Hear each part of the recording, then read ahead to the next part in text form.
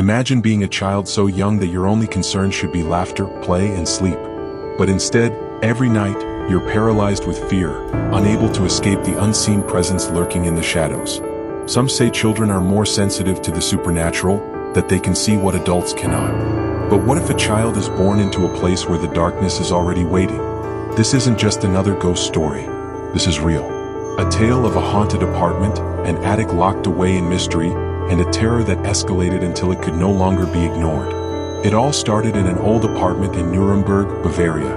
An apartment where something, or someone, refused to rest. A dark history uncovered. My family moved into the apartment when I was between the ages of 1 and 3. I was the youngest, living with my parents and my middle sister, Sarah, who was 15 at the time. My oldest sister, Jessie, lived 1 floor below us with her daughter. It seemed like any other home, but there was something deeply unsettling about the place. Above us was an attic always locked. It had no light, no one ever went inside, and no one dared to. The neighbors, who we only spoke to much later, revealed something horrifying, something that sent chills down our spines. A woman had thrown herself from that attic, but not before abandoning her 3 children. And from the moment we moved in, strange things started happening. The noises from the attic. At first it was subtle. Every night, between 3 o'clock and 3:30 a.m., the witching hour, we would hear something. Heavy furniture scraping against the attic floor, as if being dragged by unseen hands. Thumps, whispers, and a presence we couldn't shake. It wasn't just us who heard it. The neighbors complained, wondering why we were moving furniture in the dead of night. But we weren't. No one was. Still, we tried to ignore it. But things only got worse. The glass moves by itself. Sarah and Jessie began experimenting with a Ouija board, using the backs of glasses to communicate. At first it was harmless, a fun game. But day by day things escalated.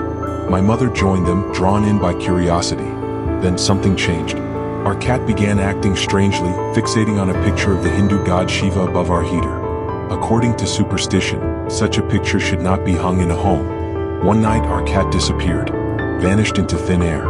When they finally noticed, they searched everywhere, only to find it trapped beneath the heater, barely breathing. As they frantically pulled it out, the board spelled out the words, "I'm going to burn them." We didn't understand what it meant at the time, but we would soon learn that this presence wasn't just playful. It was malicious, provoking the unseen. My father, a skeptic, decided to test the entity. He mocked it, challenged it. He wanted proof, and he got it. The glass, untouched by human hands, suddenly flew across the room and smashed against the wall. The board moved on its own, shifting, spelling words without anyone touching it. Whatever was in that apartment, it was angry, and it wanted us to know it. The night I was trapped, I was barely 2 or 3 years old when the worst happened. One evening, my parents were working, and my sisters were in Jessie's apartment downstairs. I was alone, napping in my crib, when the baby monitor crackled to life with my screams. I wasn't just crying, I was wailing in terror. My sisters ran up immediately, but the door wouldn't open. It moved slightly as if someone, was holding it shut. They pushed, banged, screamed for me, but it wouldn't budge. For 10 agonizing minutes, they fought against an invisible force.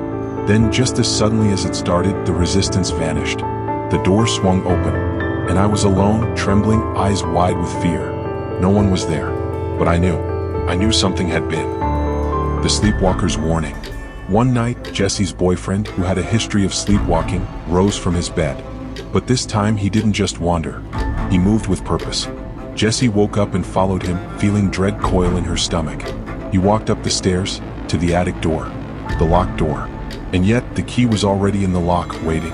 He turned it, stepping into the darkness. Then, without warning, he ran back down, returning to bed as if nothing happened. The next morning, he told us what he had seen.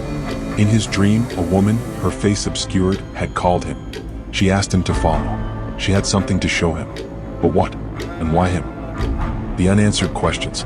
The sounds continued. Guests who stayed with us heard the same noises. The neighbors never stopped complaining.